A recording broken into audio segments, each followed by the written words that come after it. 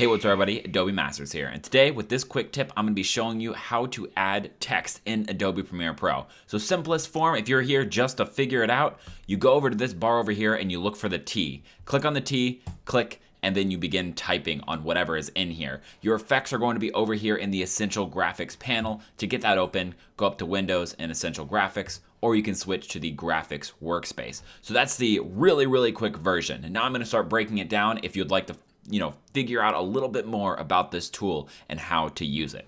First thing you need to do is you need to add something into your timeline so you have something in your sequence. That way when we click, it'll create a graphic layer and we can actually see it go over the footage we want to add the text to. This right here is a man on a horseback. I just grabbed it off of Envato Elements. It's this online website where you pay a subscription fee, a monthly fee, and you get unlimited amounts of stock footage, which is insane because a single piece can be like $50. So these are really high quality pieces.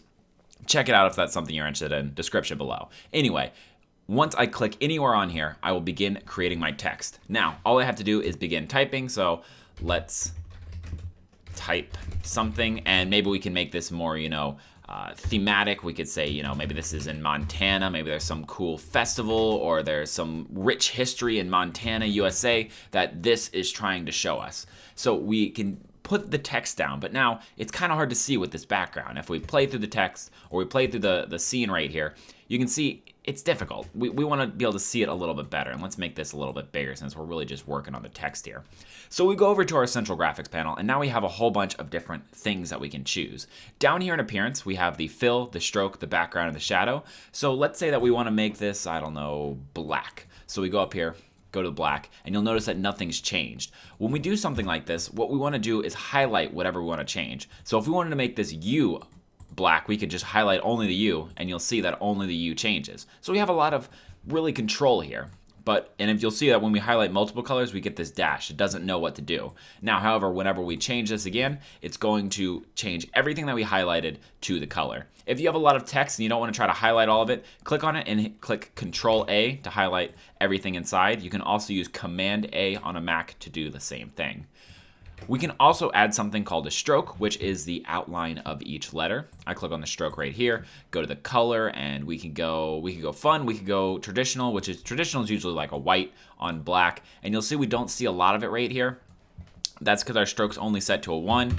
If we set it to a 5, you're going to beginning to see that it's a little drowned out from the background, so we can change that color just so you can see it to like a strong red, and now you can see we have that outline going.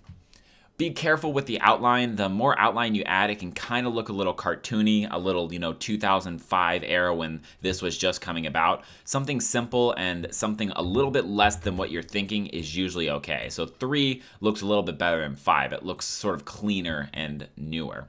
We may also add a background, which essentially just adds something that will basically just the background of the box of the text, and this sets it off from the back. So if we wanted to use white text, if that was what our entire film was using, so I'm going to change the fill here to white again, and we're going to turn the stroke off so it is just the white text. We can actually add a little bit of a background so we can still read it, and a lot of times this actually looks pretty classy. So right here is the opacity meter. If we bring that up, we get a stronger, deeper background, where if we bring this down, it blends it with what's behind it. So we can look, I would say start at 0 and bring it up until it's clear. So maybe right around 64%, I'm liking that. You can also expand the box out or in. Maybe instead of it covering exactly the letters, we want to give it just a little bit of wiggle room, make it look a little bit more designed like so. If we click away for a second, we can see what we've created here. We now have a nice text piece going here. We have a couple of other things we can do. We'll turn off this background. We can also add a shadow. It adds another way to set it apart from the background. We can also make it look like it's floating. So down here we have those controls. This is the angle of light that's coming in to create the shadow. This right here is the distance. So now you can see that it feels like the text is moving up, that the text is actually a couple of feet off of this footage here, and the light is coming down from this way to project that. You see if we spin that, we spin this as well. We can also expand that as well, and then we can blur it, which will make it look a little bit more realistic if you're trying to make it, sort of fit onto a background, or onto the background. So I'm just gonna go ahead and add the background because I think that looks the most professional. We can then affect things like the text, which is the font here. So we can, choose any of these fonts that we would like. And then you'll see that a lot of these have a drop down. They have different samples or different versions of that font. So we have bold, we have italic, we have medium. So if we're looking for like a bold italic, all we have to do is click on it. And there we have the bold italic coming through. And maybe we wanted the USA to be bold italic, so we click there, but we wanted the Montana part not to be italic. So we can just go up here, and instead of going to the text where those drop downs, you can click on this one, and we can just make that one regular, or let's maybe just go bold. And so now the country is italicized, but the state is not italicized. Here is your size, so we can highlight something here, and right now we're at 100, make it go up and down, choose size just like normal.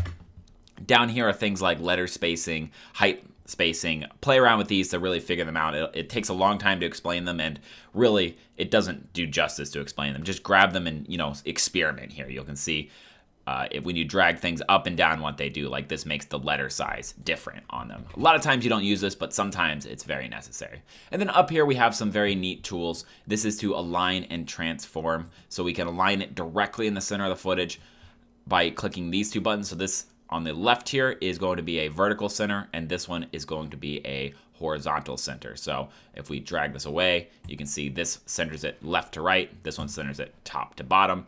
Great if you want to grab it and put it right here. Maybe you wanted it to be right perfectly in the center. You now have that ability. These are the X and Y position and the rotation, allowing you to rotate the text here.